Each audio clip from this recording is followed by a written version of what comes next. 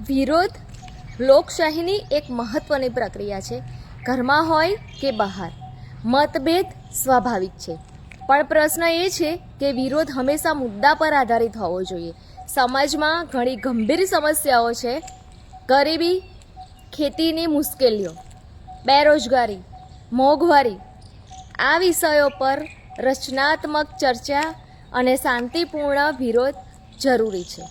વિરોધ વ્યક્તિની નથી, વિરોધ પરિસ્થિતિ અને નીતિ વિરુદ્ધ હોવો જોઈએ.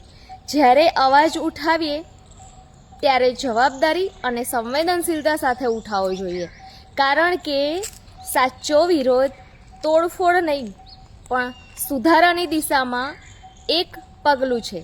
વિરોધ પસંદગીનો જ કેમ?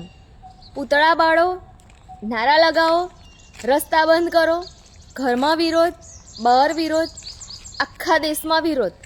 પણ એક વાત પૂછું, વિરોધ કરવો હોય તો પસંદગીથી કેમ?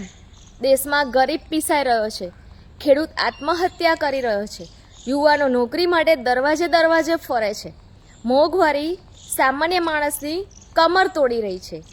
એ મુદ્દે તમારો ગુસ્સો ક્યાં જાય છે? કેમેરા હોય ત્યારે જ ક્રાંતિ, ફોટો મળે ત્યારે જ દેશપ્રેમ.